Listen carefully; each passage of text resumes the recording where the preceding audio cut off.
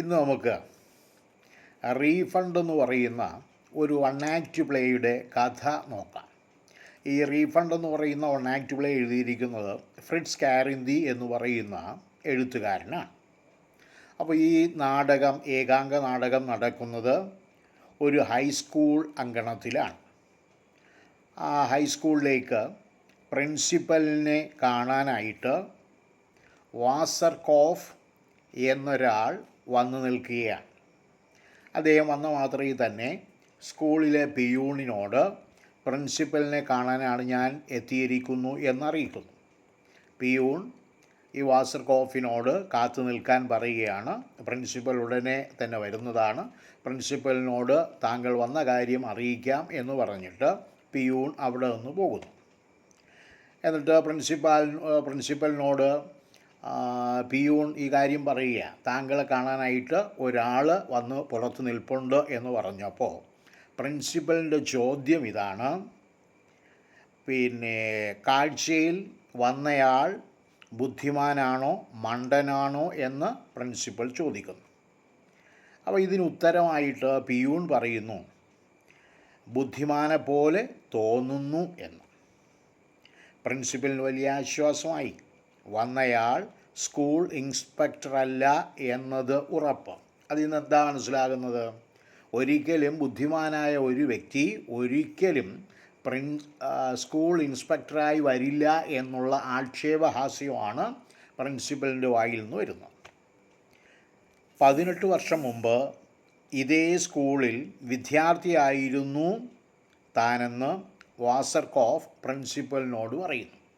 അപ്പോൾ പ്രിൻസിപ്പലും വാസർകോഫുമായി സംസാരിച്ചപ്പോൾ വാസർകോഫ് ഇൻട്രൊഡ്യൂസ് ചെയ്യുകയാണ്, ഞാൻ 18 വർഷങ്ങൾക്ക് മുന്നേ ഈ സ്കൂളിൽ പഠിച്ച ഒരു വിദ്യാർത്ഥിയാണ്.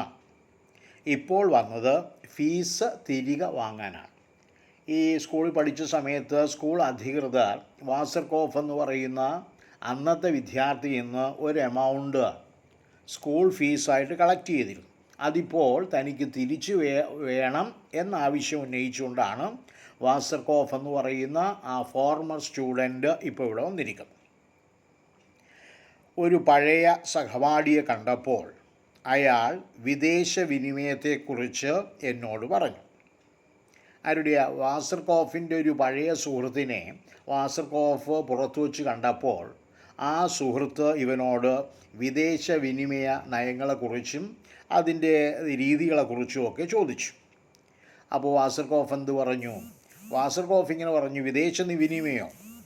അതെന്താണ്, എനിക്കൊന്നും അറിയില്ല എന്ന് പറഞ്ഞപ്പോൾ ഇദ്ദേഹത്തിൻ്റെ സുഹൃത്ത് പറഞ്ഞു, നീ ഇതൊന്നും മനസ്സിലാക്കിയിട്ടില്ലെങ്കിൽ നീ ഒരു കാര്യം ചെയ്യ്, നീ പഠിച്ച സ്കൂളിൽ ചെന്ന് നീ അന്ന് അടച്ച ഫീസ് മടക്കി വാങ്ങുന്നതാണ് നല്ലത്.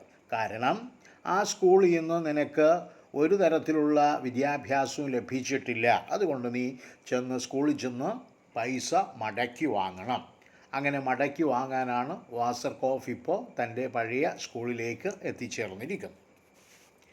ഫീസ് തിരിച്ചു തന്നില്ല എങ്കിൽ വിദ്യാഭ്യാസ മന്ത്രിക്ക് പരാതി കൊടുക്കുമെന്ന് വാസർകോഫ് ഭീഷണി മുഴക്കുന്നു. വീണ്ടും ഒരു പരീക്ഷ നേരിടാൻ തയ്യാറാണെന്നും അയാൾ അറിയിക്കുന്നു. പ്രിൻസിപ്പാൽ അധ്യാപകരുടെ ഒരു അടിയന്തര യോഗം വിളിച്ചു ചേർക്കുന്നു. അറിവുകേട് കൊണ്ട് വാസർകോഫിന് ജോലി നഷ്ടപ്പെട്ട കാര്യം പ്രിൻസിപ്പൽ അധ്യാപകരെ അറിയിക്കുന്നു. ന്യൂട്ടൻ്റെ ഒരു പഴയ നിയമം ഉദ്ധരിച്ചുകൊണ്ട് ഊർജതന്ത്രം അധ്യാപകൻ അത് ന്യായീകരിക്കുന്നു. ഫ്രഞ്ച് ചരിത്രം ഉദ്ധരിച്ചുകൊണ്ടാണ് ചരിത്ര അധ്യാപകൻ വിശദീകരണം നൽകുന്നത്. ഗണിത അധ്യാപകന് അറിയേണ്ടത് പണം തിരിച്ചു ചോദിക്കുന്നത് കൂട്ടുപലിശയുടെ അടിസ്ഥാനത്തിലാണോ സാധാരണ പലിശയുടെ അടിസ്ഥാനത്തിലാണോ എന്നാണ്. ഏതായാലും മറ്റുള്ളവരെ ആശ്വസിപ്പിക്കുന്നത് ഗണിത അധ്യാപകനാണ്. വളരെ ലഘുവായ ചോദ്യങ്ങൾ ചോദിച്ച് പരീക്ഷ നടത്താമെന്ന് അദ്ദേഹം നിശ്ചയിക്കുന്നു. തോൽക്കാൻ വേണ്ടി തെറ്റായ ഉത്തരം പൂർവ്വ വിദ്യാർത്ഥി പറയും. അയാൾ പറഞ്ഞതെല്ലാം ശരിയാണെന്ന് പ്രഖ്യാപിച്ചാൽ സ്കൂളിന് രക്ഷപ്പെടാം. അങ്ങനെ പരീക്ഷയ്ക്ക് വേണ്ടിയുള്ള ഒരുക്കങ്ങൾ അധ്യാപകർ നടത്തുന്നു. പരീക്ഷയിൽ പങ്കെടുക്കാനായിട്ട് വാസർകോഫും തയ്യാറാകുന്നു. പരീക്ഷയ്ക്ക് വേണ്ടി അകത്തേക്ക് വിളിക്കപ്പെടുന്ന വാസർകോഫ് അധ്യാപകരെല്ലാം കണ്ട മാത്രയിൽ തെണ്ടികൾ എന്ന് വിളിച്ച് പ്രകോപിപ്പിക്കാൻ ശ്രമിക്കുന്നു. അധ്യാപകരും വിദ്യാർത്ഥികളും സമന്മാരാണെന്ന പാരമ്പര്യമാണ് സ്കൂളിനുള്ളതെന്നും അത് മനസ്സിലാക്കി പെരുമാറിയ വാസർകോഫ് പെരുമാറ്റത്തിൻ്റെ കാര്യത്തിൽ ഉന്നത വിജയം നേടിയെന്നും പ്രഖ്യാപിക്കപ്പെടുന്നു. ചരിത്ര അധ്യാപകനാണ് ആദ്യത്തെ ചോദ്യം ചോദിക്കുന്നത്. ഇരിക്കാതെ നിന്നുകൊണ്ട് ഉത്തരം പറയണമെന്ന് ശഠിച്ച വാസർകോഫ് ആരോഗ്യത്തിൻ്റെ കാര്യത്തിലും ഉന്നത വിജയം നേടിയതായി പ്രഖ്യാപിക്കപ്പെടുന്നു. തന്നെ അധ്യാപകർ കുരുക്കിലാക്കുകയാണെന്നറിഞ്ഞ വാസർകോഫ് ഇനി അങ്ങോട്ട് കൂടുതൽ ശ്രദ്ധയോടെ പ്രതികരിക്കുമെന്ന് പറയുന്നു. അതോടെ ജാഗ്രത, സ്ഥിരോത്സാഹം, തർക്കവിദ്യ, ഐശ്വര്യാകാംക്ഷ എന്നിവയിലും അയാൾ ഉയർന്ന മാർക്ക് വാങ്ങിയതായി അധ്യാപകർ അറിയിക്കുന്നു. ചരിത്ര അധ്യാപകർ ചോദിക്കുന്ന ചോദ്യം 30 വർഷത്തെ യുദ്ധം എത്ര കാലം നീണ്ടുനിന്നു എന്നതാണ്. ചോദ്യം മനസ്സിലായ ചരിത്ര അധ്യാപകൻ വളരെ പ്രയാസമേറിയൊരു ചോദ്യം വാസർകോഫിനോട് ചോദിക്കുക, 30 വർഷം നീണ്ടുനിന്ന യുദ്ധം എത്ര വർഷം നീണ്ടുനിന്നു എന്നാണ്. ഇതിന് ഉത്തരമായിട്ട് വാസർകോഫ് എന്തു പറയുന്നു? തനിക്കറിയില്ല എന്ന് വാസർകോഫ് ഉത്തരം പറയുന്നു. ഊർജ്ജതന്ത്രം അധ്യാപകനും ഭൂമിശാസ്ത്രം അധ്യാപകനും ശരിയായ ഉത്തരം പതുക്കെ പറഞ്ഞു കൊടുക്കാൻ ശ്രമിക്കുന്നു. അവയെല്ലാം അവഗണിച്ചുകൊണ്ട് കൃത്യം 7 മീറ്റർ എന്നാണ് വാസർകോഫ് നൽകുന്ന ഉത്തരം. 30 വർഷം നീണ്ടുനിന്ന യുദ്ധം എത്ര വർഷം നീണ്ടുനിന്നു എന്ന് വാസർകോഫിനോട് ചോദിച്ചപ്പോൾ വാസർകോഫ് അദ്ദേഹത്തിൻ്റെ ഉത്തരം എന്തായിരുന്നു? കൃത്യം 7 മീറ്റർ. ഐൻസ്റ്റീൻ്റെ ആപേക്ഷിക സിദ്ധാന്തവും മറ്റും അനുസരിച്ച് കാലവും ദൂരവും തമ്മിൽ മാറ്റാവുന്നതാണെന്ന് ഗണിത അധ്യാപകൻ ചൂണ്ടിക്കാട്ടുന്നു. ആ നിലയ്ക്ക് 7 മീറ്റർ എന്നാൽ 7 വർഷമെന്ന് അർത്ഥമെടുക്കാം. യുദ്ധം 30 വർഷം നീണ്ടുനിന്നെങ്കിലും ഉറക്കം, ഊണ്, വിനോദം എന്നിവയ്ക്കുള്ള സമയം മാറ്റി നിർത്തി ശരിക്കും പടവെട്ടിയ സമയം മാത്രം കണക്കിലാക്കിയാൽ 7 വർഷമായിരുന്നു എന്ന് ചരിത്ര അധ്യാപകനും സ്ഥാപിക്കുന്നു. അങ്ങനെ വാസർകോഫിൻ്റെ ഉത്തരം പൂർണ്ണമായും ശരിയായി വ്യാഖ്യാനിക്കപ്പെടുന്നു.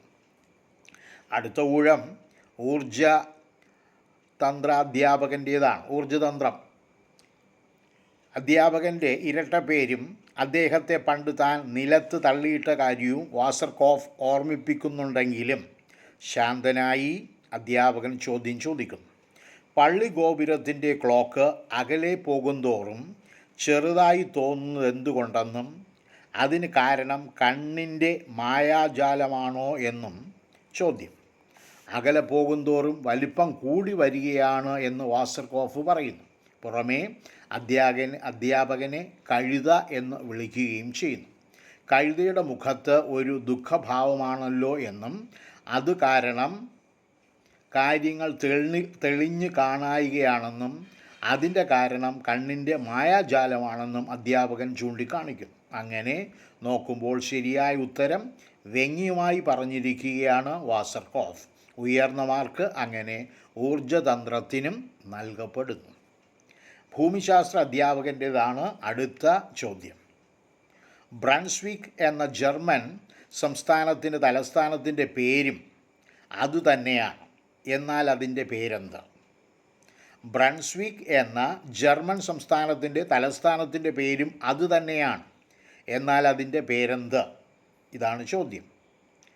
വാസർകോഫ് പറഞ്ഞു അതുതന്നെ എന്നാണ് പേര് എന്ന് വാസർകോഫ് പറയുന്നു. വളരെ ശരി എന്ന് പ്രഖ്യാപിക്കുന്നു. പണ്ട് ഒരു ചക്രവർത്തി ആ നഗരത്തിലെത്തിയപ്പോൾ എന്തോ തിന്നുകൊണ്ടിരിക്കുന്ന ഒരു പെൺകുട്ടിയോട് ദൈവം നിനക്ക് അനുഗ്രഹം നൽകട്ടെ, ഈ നഗരത്തിൻ്റെ പേരെന്താണ് എന്ന് ചോദിച്ചു അത്രേ. അപ്പോൾ പെൺകുട്ടി അതുതന്നെ അങ്ങേക്കും ലഭിക്കട്ടെ എന്ന് ആരംഭിച്ച ശേഷം വായിൽ ഭക്ഷണമുള്ളതുകൊണ്ട് ഉത്തരം മുഴുമിപ്പിക്കാതെ ഇരുന്നു. അതുതന്നെ എന്ന് മാത്രമാണ് പെൺകുട്ടി പറഞ്ഞത്. അതുതന്നെ എന്ന വാക്ക് കേട്ട ചക്രവർത്തി അതാണ് നഗരത്തിൻ്റെ പേരെന്ന് വിചാരിച്ചു. അതുതന്നെ എന്ന് അതിനുശേഷം ആ നഗരത്തെ വിളിക്കാൻ തുടങ്ങി. ഈ കഥ കൂടി അറിഞ്ഞുകൊണ്ടാണ് വാസർകോഫ് നൽകിയ ഉത്തരം മുഴുവൻ മാർക്കും നേടിയതായി പ്രഖ്യാപിക്കപ്പെടുന്നു. ഗണിതശാസ്ത്ര അധ്യാപകൻ്റേതാണ് അടുത്ത ഊഴം. അദ്ദേഹം ആമുഖമായി പറഞ്ഞു, ഞാൻ ലളിതമായ ചോദ്യവും വിഷവും പിടിച്ച ചോദ്യവും ചോദിക്കുകയാണ്. ലളിതമായ ചോദ്യം ഇതാണ്: വെളിച്ചത്തിൻ്റെ വേഗത എക്സും സൂര്യനിൽ നിന്ന് സീരിയസ് എന്ന നക്ഷത്ര ദൂരം വൈയും ആണെങ്കിൽ 2 വർഷം 11 മാസമായി ഭാര്യയാൽ വഞ്ചിക്കപ്പെടുന്ന റെയിൽവേ ഉദ്യോഗസ്ഥൻ്റെ കീശയുടെ വലിപ്പമുള്ളതും 109 വശങ്ങളുള്ളതുമായ ഒരു ബഹുഭുജ ക്ഷേത്രത്തിൻ്റെ ചുറ്റളവ് എത്ര? ഗണിതാധ്യാപകന് വട്ടുപിടിച്ചോ എന്ന് സംശയിക്കുന്നു പ്രിൻസിപ്പലും സഹാധ്യാപകരും. ചോദ്യം ആവർത്തിക്കാൻ വാസർകോഫ് പറഞ്ഞപ്പോൾ അധ്യാപകൻ കൂട്ടാക്കുന്നില്ല.